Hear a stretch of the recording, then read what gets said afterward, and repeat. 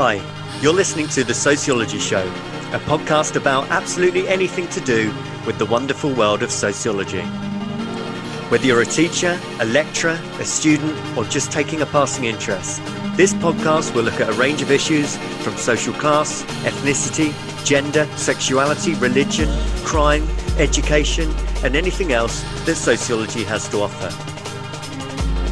My name is Matthew Wilkin, and each episode I will speak to someone working in the field of sociology and let them explain all about their own interests, their research, and their experiences. So, put your earphones in, turn the volume up, and let's be sociology geeks together, eh? Hello and welcome to The Sociology Show. The Sociology Show podcast is brought to you in association with Tutor2U Sociology, the exam performance specialist for A-level and GCSE sociology students and teachers.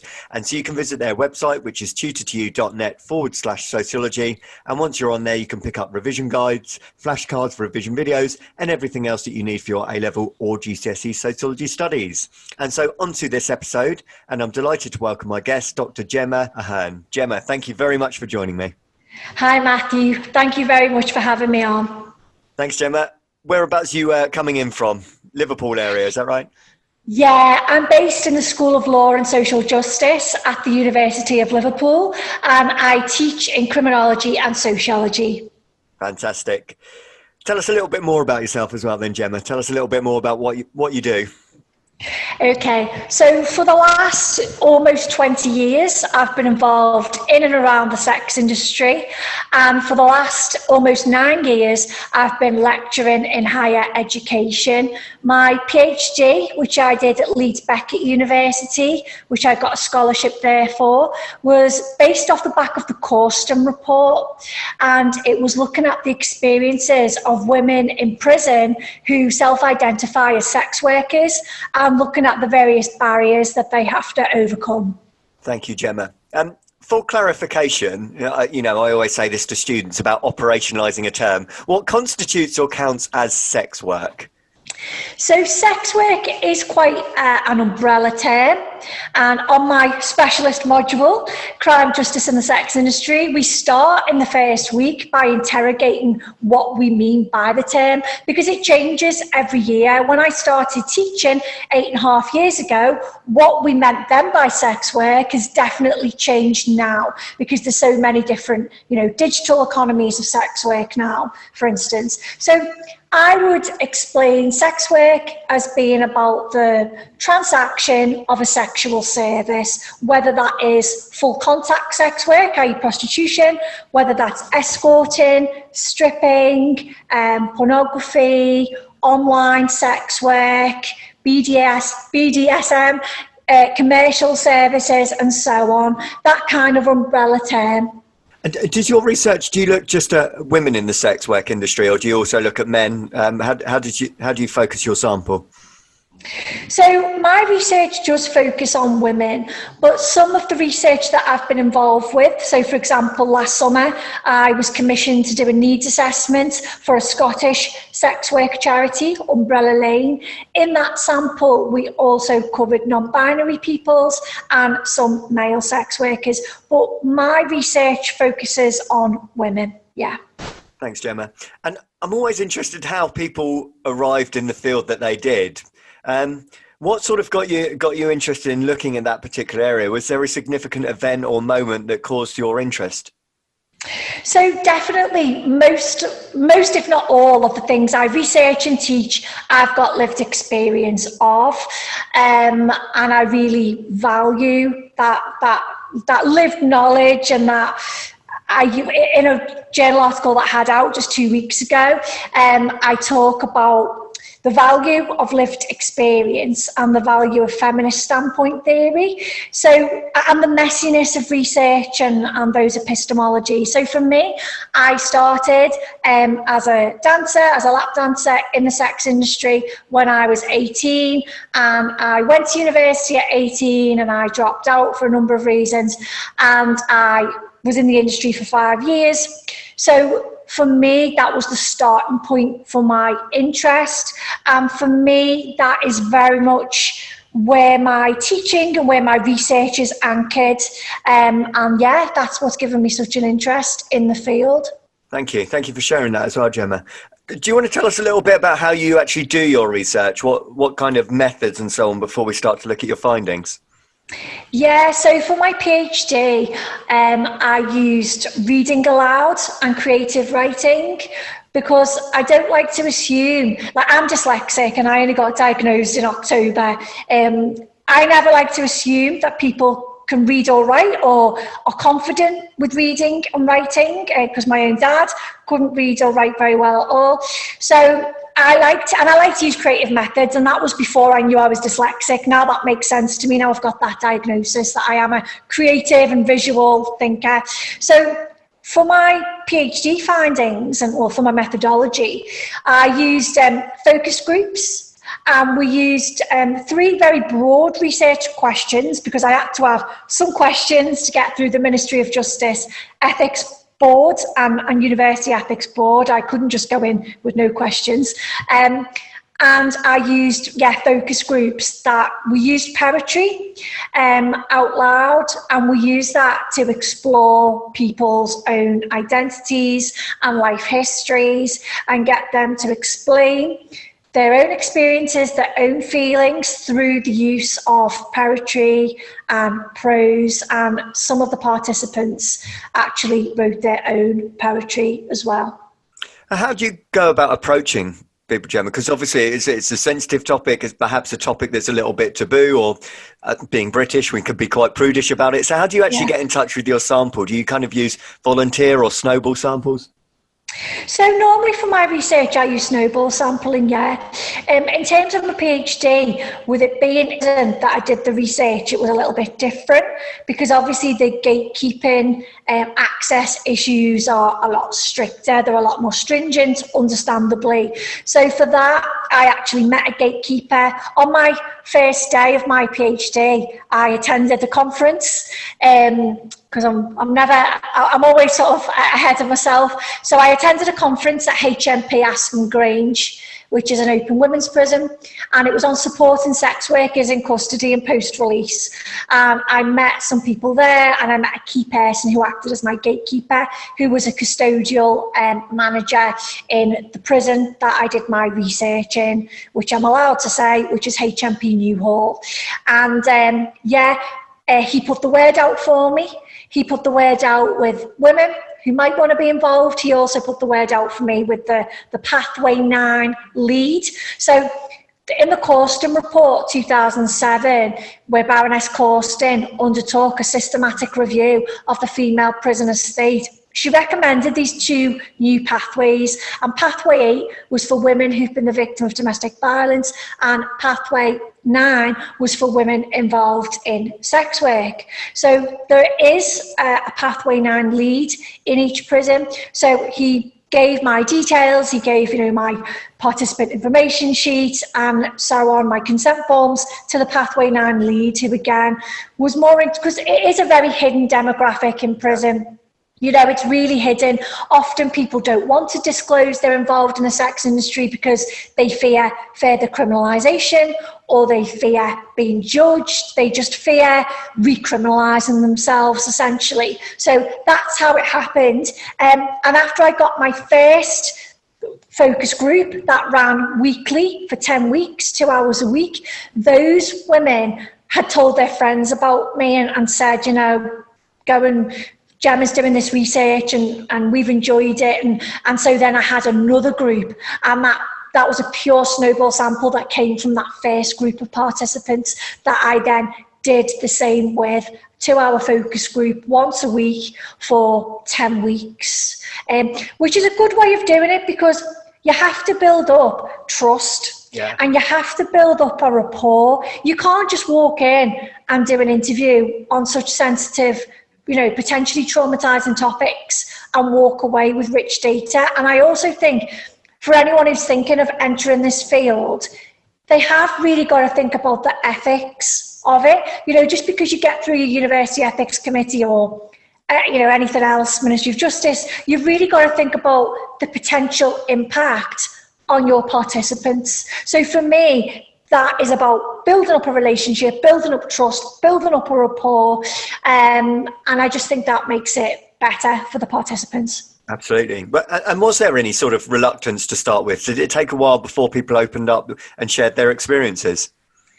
I had anticipated that there would be, but there wasn't at all. People just wanted to talk. I guess because in the prison is such a microcosm, it's such an intense, strange environment. And when you've got a researcher who wants to speak to people, who wants to know what they think, people want to talk, and they want to have someone to take on board their experiences. Let's get into the findings then. Gemma. So do you want to tell us kind of some of your overarching findings from just from your kind of focus groups with the women? Definitely. So my PhD broke down the findings into 4 chapters. And the first findings chapter was sex work as a risky business. That it's a very, unique form of labour. It comes with heightened risks. They can be more broadly felt in society as well. We know there's so much violence against women and girls in society. We know we live in a patriarchal rape culture where a lot of violence against women is dismissed, or it's neutralised, or people don't take it seriously. I don't want to say normalised, but I'm sure you would know what I mean. It's just, most of us have experienced it in some form. So my first findings chapter picked up on that, but it also picked up on something quite unique, that all of my participants had been the victims of violence, and my participants were mainly involved in street-based sex work. So that is, a very particular demographic. But all my participants had also been involved as being perpetrators of violence. And that was very interesting and quite unique finding. But that also speaks to the fact that people are caught, particularly for this demographic where I'm talking about, street-based sex workers who are in and out of prison, and who may be the consumers of, Class A drugs. They might have addiction problems, or a lot of feminisation of poverty can be seen here. Lots of complex problems that people are having to live with. So the idea that they'd all been victims of violence, and sometimes very serious forms of violence, it's like I described it in my PhD as like dog-eat-dog world. And I also coined the term almost violence, that even if you hadn't been, attacked, your friend had, or someone in your community had. So you're always on guard, and living constantly on edge like that is very difficult for people. So one of my participants came up with a brilliant quote that I actually wanted to call my PhD, but I wasn't allowed. That's another story. She said, it's all a big circle, isn't it? And what she meant by that was the route in and out of prison. Like, it's a revolving door. And she also meant in terms of violence, that she'd been the victim of violence multiple times. She'd also been the perpetrator of violence. And she just felt like it was just a big circle going round and round. And I just think that really summed, that chapter up really well. My second chapter actually looked at sex work as community, and actually spoke to, a lot of the reasons that sex workers don't want to leave sex work, even when we're talking about street-based sex work, is because they have a lot of friends. They have their community, they know they're marginalised, they know they're stigmatised, but when they're with their community, they're not. And therefore it makes sense to feel that identity and that belonging when you're with people that you feel are like you. And I can relate to that myself from, formerly being a lap dancer, and I write about that and I teach about that, but certainly it makes sense to be with people, to form a community of people who you feel are not going to judge you, are not going to stigmatise you. So that was my second chapter. And again, that was quite significant, because a lot of sex work charities and strategies, it's about pushing sex workers to exit. And often people don't want to exit, or they certainly don't want to exit now. Exiting is normally a very long, non-linear process, and so it's really important. I used a bit of Bourdieu there. I didn't have like a grand theorist throughout my PhD. I used different theory, a lot of feminist standpoint theory, but I also used Bourdieu there to talk about habitus, to talk about, you know, how sex workers understand their realities and their communities, and that it's really important for policymakers, researchers, anybody, any stakeholder that's going to work with sex workers to recognise that. My third findings chapter was about how the bodies of women are used against them in the prison to punish them. And by that, I mean things like strip searching. So in the Corsten report, Baroness Corsten said that strip searching shouldn't be used unless absolutely necessary. But from my findings, and from the findings of many criminologists and sociologists, they found that strip searching is used when it doesn't have to be used. It's used against women who speak out. It's used against women who are deemed difficult. It's used as a way of punishing women. And again, that speaks to broader societal regulation and policing of women, particularly women who are seen to be, you know, problematic, transgressing gendered norms and roles and so on. And then my fourth findings chapter was the women's poetry. I wanted a chapter where the women's voices really spoke for themselves with quite minimal analysis, so that I wasn't, you know, speaking over their voices or for them, so their voices were really speaking for themselves. Thank you for that, Gemma. Quite a lot to unpack there. I like those four different areas. If we can go back to the first point then, you said about sex workers as, did you say risky business, risky industry? How did you word it? Sorry. Yeah, a risky business. So yeah, Professor Tila Sanders, who's one of the leading researchers in the sex work field, one of her first books related to that topic about sex work as a risky business.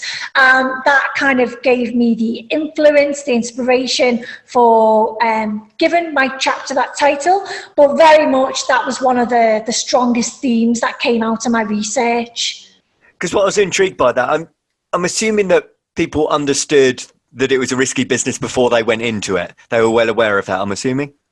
Yeah, I think because of the demographic that in that piece of research I was working with, so, you know, largely street-based sex workers, it is a very, like, some sex workers will work indoor and they'll work on the street, and they might work online as well. So I'm not saying they're completely separate facets of the industry.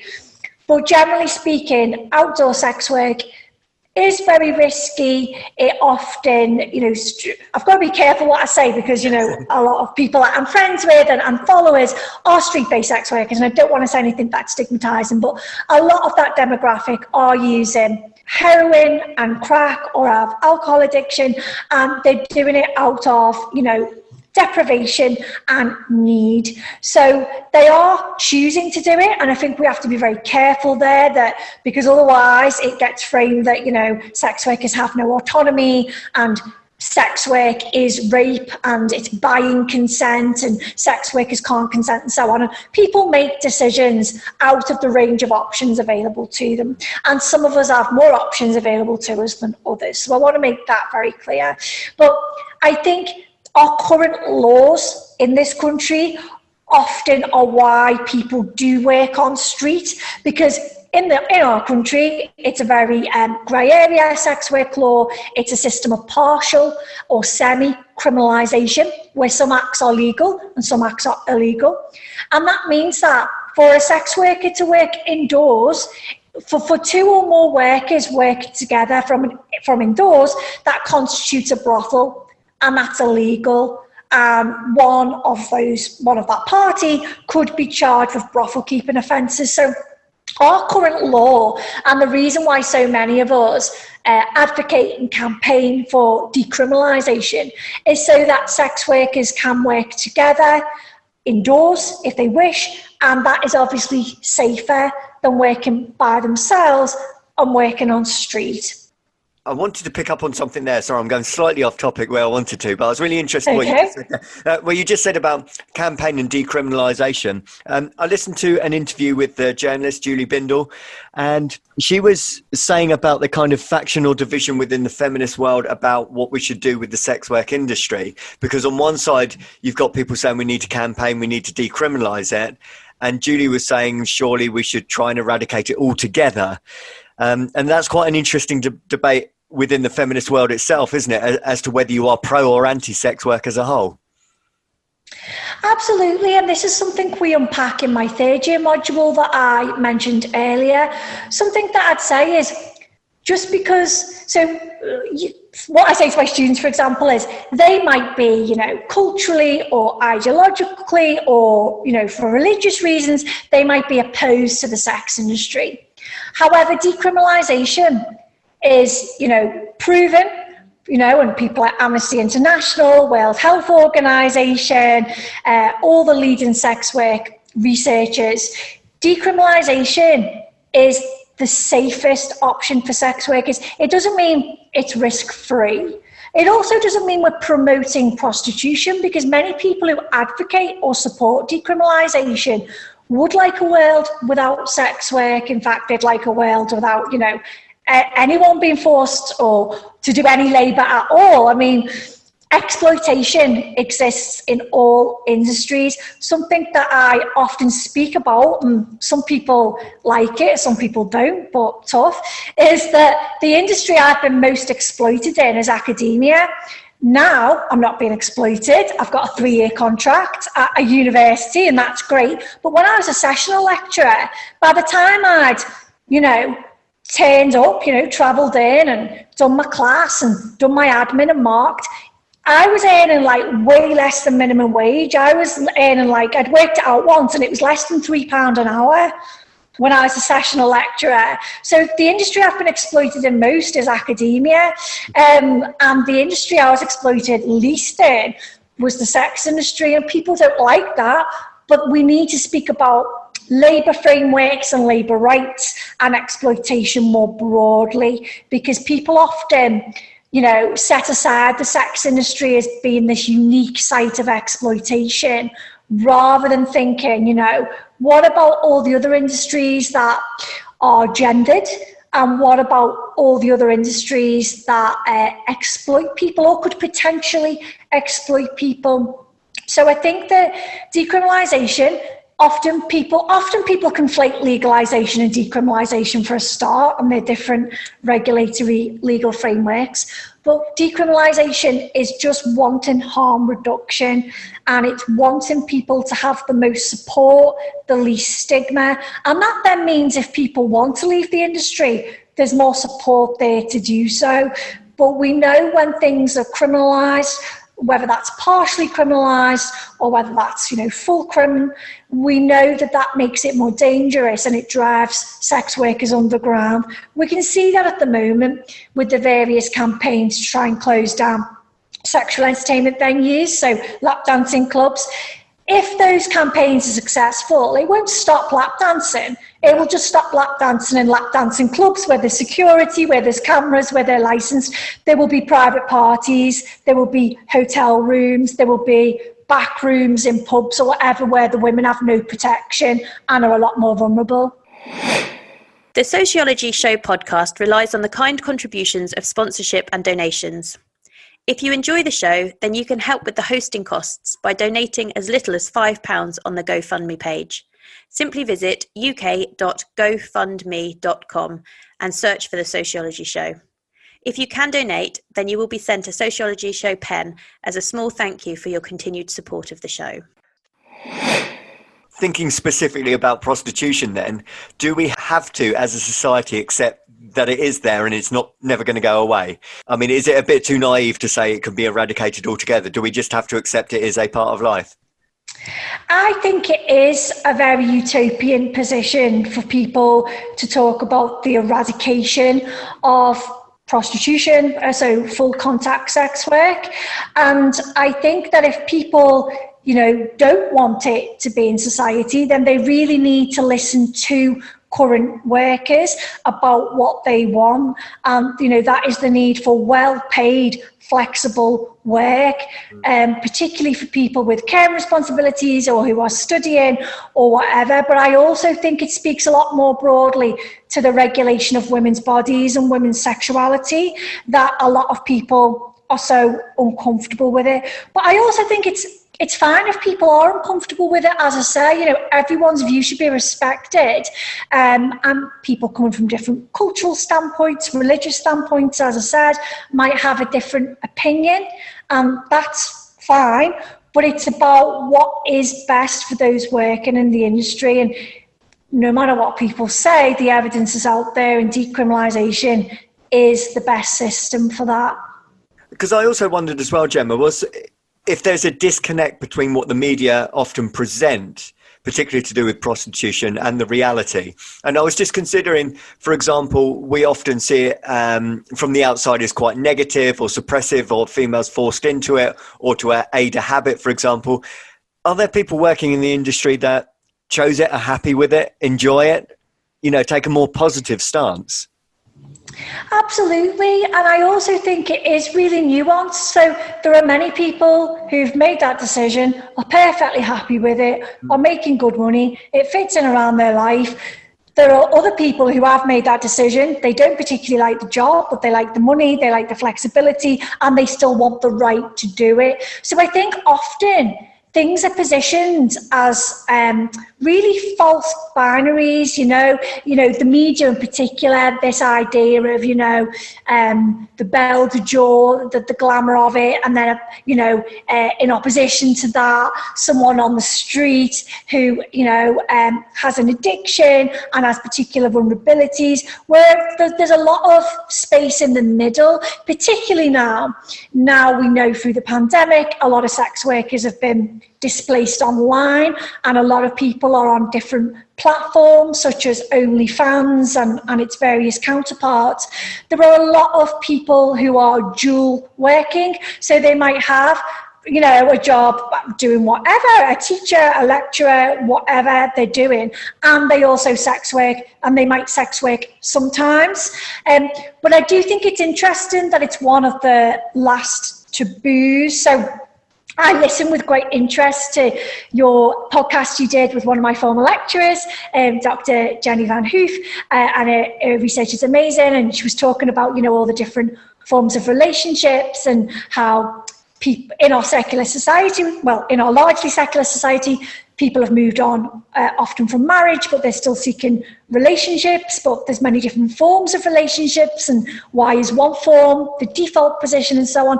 And I think that people have to accept that people do different things than they do. So even if they're not comfortable with something, it really is just about the safety and the well-being of the people involved. And that kind of brings you on to your second chapter as well, doesn't it? That kind of sense of community. I was really interested in that part of it then. So tell us more about that, because was that kind of a big factor in causing a lot of people to stay within the industry, that sense of community?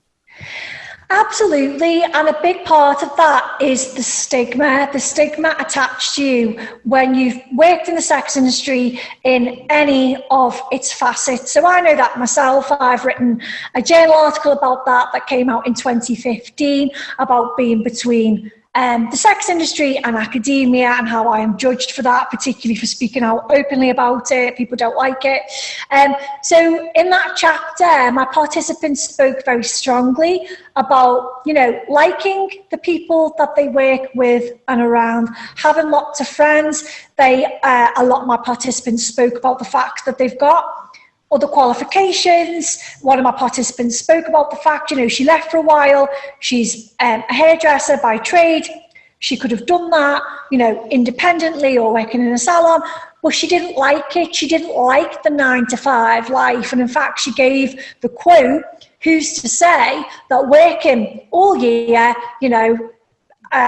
50 weeks of the year, 9-to-5, slaving away, and then having 2 weeks off for a holiday and then starting all over again. Who's to say that that's normal and acceptable or desirable?" And I really resonated with that, because as someone who's always had until academia, jobs on the margins or very flexible jobs.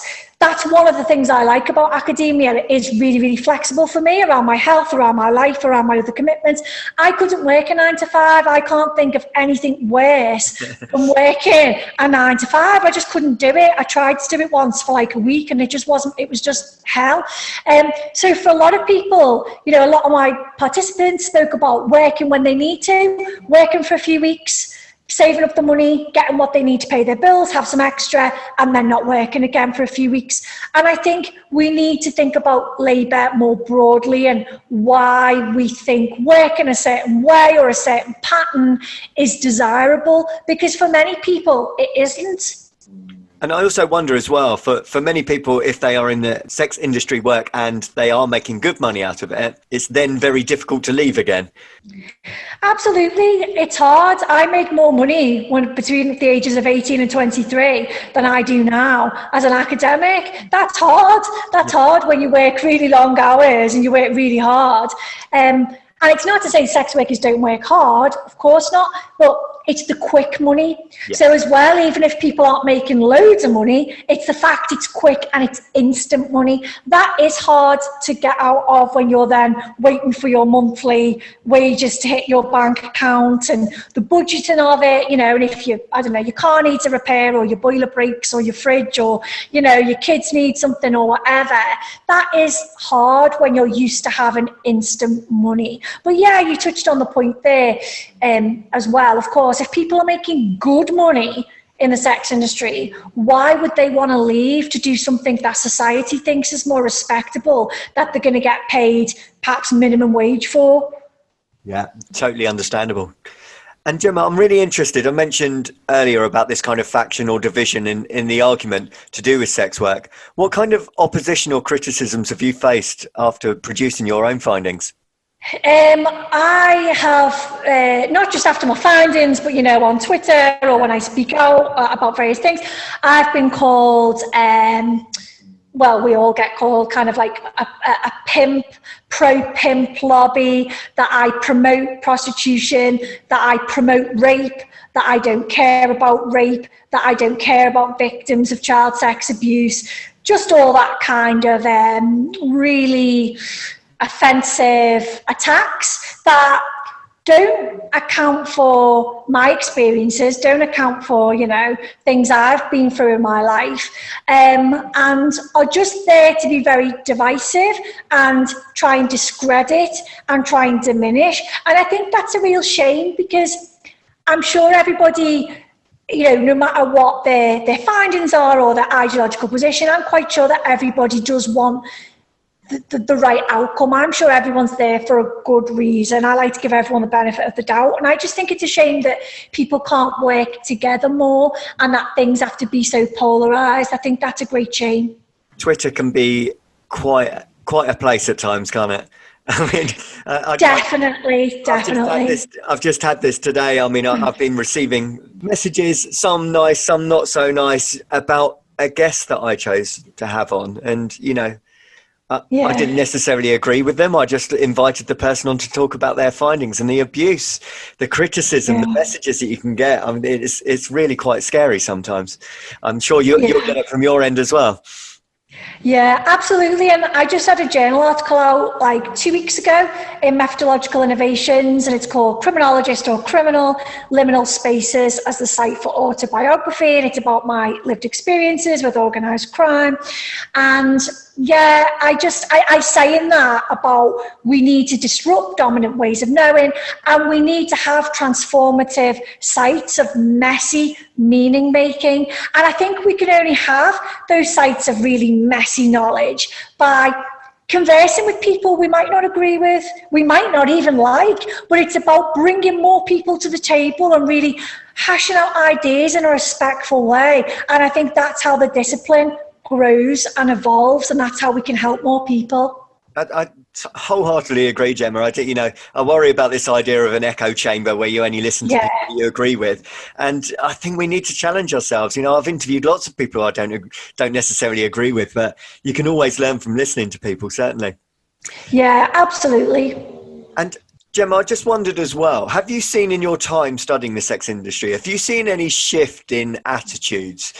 You mentioned the word taboo. Has it become less taboo? Has it become more socially acceptable in the time that you've been researching? I think what's interesting for me is there's definitely a gulf between how people might perceive it in the media or on Twitter, which can be an echo chamber and very divisive, whereas how my students relate to it. So certainly this year I launched my specialist third year module on the sex industry, and there were 103 third year students on it. And in the past, I've been lecturing for 8.5 years now, and in the past when I've lectured on other modules, but on the sex industry, there might be people who are really opposed and very vocal, great debates come from that. But this year, everybody, no matter what their personal opinion was like, what's the best way to support sex workers? What's the best way to challenge the stigma? What's the best way to promote harm reduction? So there's definitely been a shift in terms of learning about the sex industry from a student point of view, which I think is a great credit to students, to be honest, how switched on they are. I think elements of it have become less taboo in some ways, but then you only have to look at the current campaigns to close down lap dancing clubs to see that, it hasn't shifted that much. There are lots, there's an expression, isn't there, which sometimes I use to describe one of my poor dogs who's very noisy sometimes. Empty vessels make the loudest noise, or, like squeakiest wheels make the loudest noise. And sometimes it's the loudest voices, obviously, who we hear, who might, really speak out in opposition or whatnot. But there's a lot of people who are changing their perspective, and even though they might personally, I don't know, be offended by the sex industry or think it's whatever they think, they do want to help people within it. So they're listening a lot more. So I do think that shift has taken place. But I also think there still are a lot of people to whom the sex industry is just something they want to eradicate, no matter what the cost to people currently working in it. Yeah. And I also wondered from the other point of view, I'm not sure what the right word is, clients, punters, customers, but the people who use sex industry, because is there still a taboo that it's seedy or perverted, anyone that uses something like prostitution? I think often that is maybe the mainstream perspective. That's it, something that gets thrown around Twitter a lot, or you might see in the media. I think people who consume sex work are not, a homogenous group. People purchase sexual services for a variety of reasons. And I think people need to think about that as well, that all of this is so messy and nuanced and complex, and it doesn't really make sense to speak about it in binary and divisive ways because it's too complicated for that. It can't be contained within that framework. Yeah, as to why someone is using the service could be for a multitude of reasons, couldn't it? Yeah, absolutely. And you could be someone who consumes some sort of sexual commerce and be very respectful, understand boundaries. You're using that service for whatever reason. You could be someone who, absolutely adamantly opposes the sex industry and you abuse women in other ways. You go around having unpaid sex, but you don't understand or respect boundaries and you don't care about women. So there's often, I always make the kind of maybe flippant comment to people that I had more respect from many of the clients that came in the clubs I worked in than I have from many men in left-wing circles who tell me sex work is disgusting, there must be something wrong with me, I'm not a proper academic, just utter disrespect that I never had in any club that I worked in. So I think, again, it's that messiness we need to think about, and why do we think, the bad men are over here doing this and those men over there are good, because it's just not like that. Yeah. And one more question, if that's all right, Gemma? Yeah. I've used a lot of your time. I really, really appreciate it. I saw a tweet and I just really wondered what your thoughts were on it, because I saw a tweet that said, if you support the sex industry, you thus support patriarchy. And I thought, that is a bold claim. I just wondered what you thought about that, because it really caused a lot of debate. I'm not sure if you saw it yourself on Twitter, but where do you stand? I didn't see that particular tweet, but I mean, I've seen many like that over the years, as you can imagine. I think supporting sex workers' rights is the best thing you can do against the patriarchy, because you're giving women the most options, the most support, against legal frameworks that often penalise sex workers. So sex workers are very uniquely positioned that in policy they are positioned as being inherently vulnerable.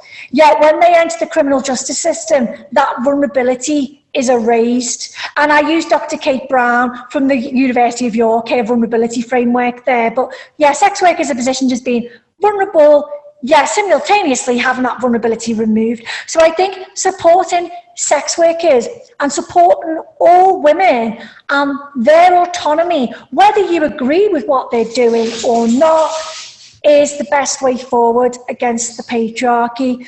And that argument can be transferred to many, many different things in society. You know, you might not personally agree with abortion, but we must support women's rights to have bodily autonomy if they choose to have that.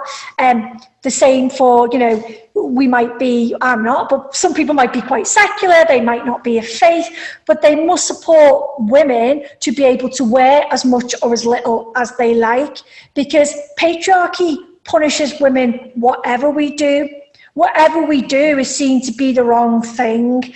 We're sluts because we're in the sex industry and we're having too much sex, or we're, frigid and we're not having enough. We're always the problem. We wear too little. We wear too much. We're too quiet, or we're too loud, or whatever it is. We're choosing to be mothers and prioritising that, and that is a bad thing. Or we're choosing to be child-free and we must be punished for that. So I think that we need to stand with sex workers, and that is the best thing you can do against the patriarchy. Thank you, Gemma. Thank you. I'm gonna use that for a debate in the classroom, I think. I'll be really interested to see what the students think about that. Brilliant. You'll have to let me know how you get on. Feedback to me.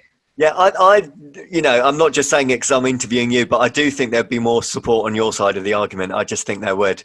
Good. I'm glad to hear it. Thank you, Gemma. Could I ask you, as I do with every guest, if you want to give out some details, if people want to learn more about your work or to follow you on Twitter?